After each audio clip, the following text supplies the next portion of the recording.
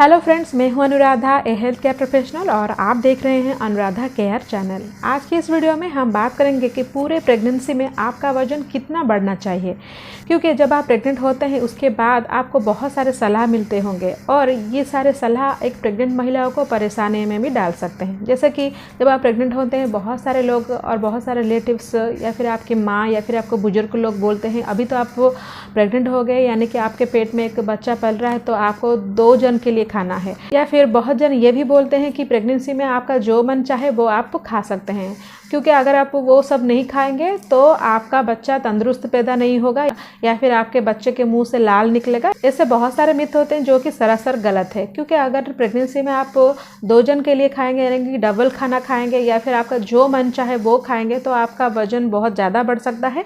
अगर आपका वजन प्रेगनेंसी में बहुत ज़्यादा बढ़ गया तो आपको गेस्टेशनल डायबिटीज़ हो सकता है या फिर प्री एक्लैम्पसिया यानी कि आपका ब्लड प्रेशर हाई हो सकता है।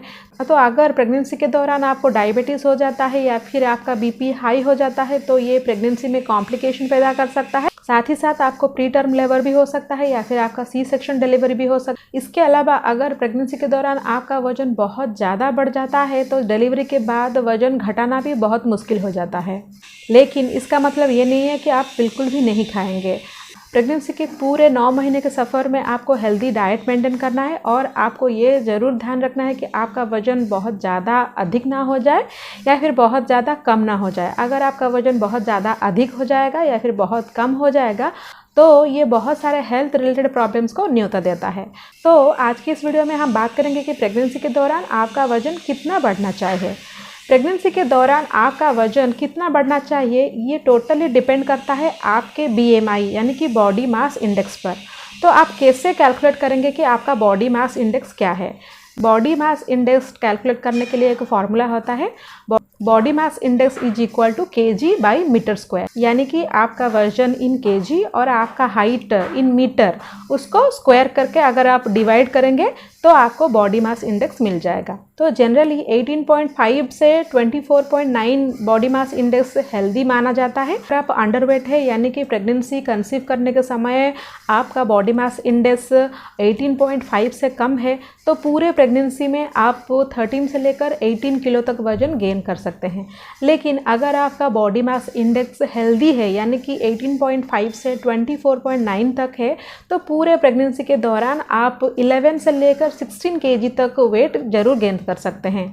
लेकिन अगर आप थोड़ा ओवरवेट है यानी कि आपका बॉडी मास इंडेक्स 25 से ज़्यादा है तो पूरे प्रेगनेंसी में यानी कि प्रेगनेंसी के पूरे 9 महीने में आप 5 से 9 किलो तक वजन गेन करना सही होता है। अगर आप नहीं जानते हैं कि आपका बॉडी मास इंडेक्स कितना है और आप कैलकुलेट भी नहीं कर पा रहे हैं कि आपका बॉडी मास इंडेक्स कितना है तो मैं यहाँ पर आपको बताना चाहती हूँ कि प्रेगनेंसी के फर्स्ट ट्राइसेमेस्टर यानी कि पहले 3 महीने तक आपका वजन 0.9 to 1.8 kg तक बढ़ना चाहिए। जनरली फर्स्ट 3 महीने में वजन नहीं बढ़ता है, अगर बढ़ता है तो वो 2 kg तक ही बढ़ना चाहिए।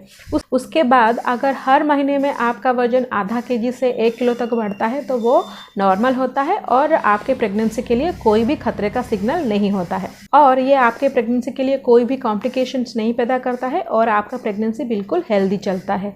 मैं उम्मीद करती हूँ कि ये वीडियो आपको इन्फॉर्मेटिव लगी होगी। अगर ये वीडियो आपको अच्छी लगी तो लाइक ज़रूर कीजिएगा और एक नई इन्फॉर्मेटिव वीडियो के साथ फिर मिलती हूँ। तब तक के लिए stay healthy and stay happy.